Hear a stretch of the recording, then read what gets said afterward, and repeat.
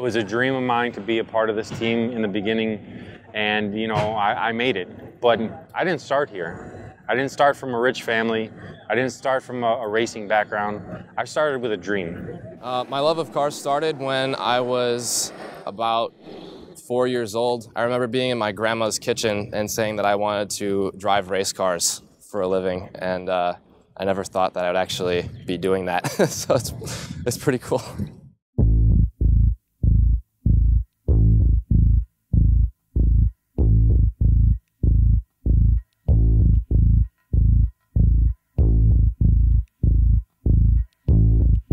I got into drifting when I was about 16. I didn't have a car until I was about 18, but I saw it on a D1GP video from Japan on YouTube. I was like, whoa, that's really cool, you know, seeing two cars sliding so fast right next to each other. I was, you know, immediately interested. I've been drifting for about 5 years now. I was like 15 at the time when I started, and you know, I started with a bone stock S13. You know, I started out building a $700 car in my own garage, two-car garage with like basic hand tools. Which is kind of cool because it says a lot for FD that it's a competitive sport, but you can actually do it, you know, as a homegrown operation.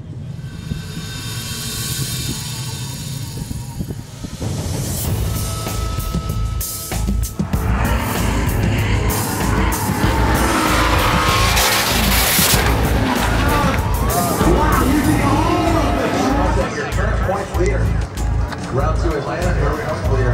JTP. You've got a good run up coming in, and then you either have a clutch kick or e-brake to the right, and a big transition into an outside zone. I just want to concentrate on not making a mistake and knocking myself out of the competition. Now it's a lot easier said than done. As JTP on track. Falcon Tires, your turn, points there. I did good, but I made a tiny mistake. Qualifying, you know, we ended up 14th overall. I scored 83, which is not too bad, but it wasn't that great. You know, I know I can do better.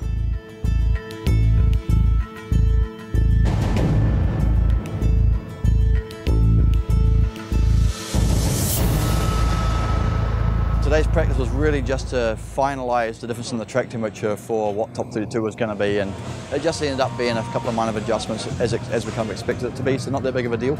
We had the setup window that we were looking for and managed to you know, keep most of the cars moving forward. And Top 32, we went up against Luke Longberger. When I chased him, I was right on his door. So the judges, you know, they gave it to me, and we moved on from top 32 to top 16. The right to left hand drive, I was expecting to be so much more of a hurdle, but once you get in and the car gets sideways, you know, it's still the same feel no matter where you're sitting. So you just got to get used to shifting and e-braking with the right hand. And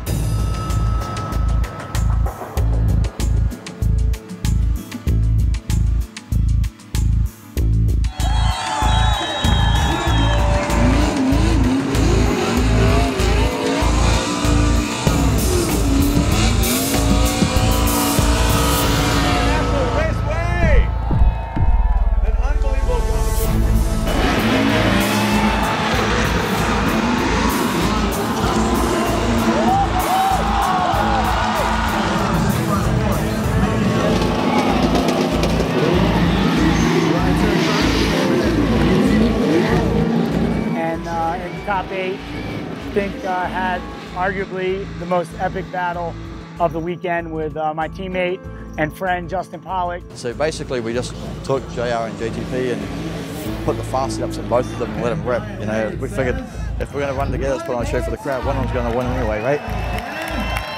So one more time battle. It was like the best run of my night, but it was a follow run. It was crazy. Like I threw in like crazy angle, and I thought I was gonna over-rotate, but I just stuck it, and I was like right on his door, and it was just mind-blowing. I was just so excited like at that point. And I knew I had to be on his door, and just entered right on with him, and just gave him a little bit of a touch. And when I went to rotate, the wheel just went in, and tie rod broke. Unfortunately, my battle was with my teammate Justin Pollock, but he has been beating me so many times, so I really wanted to pay back.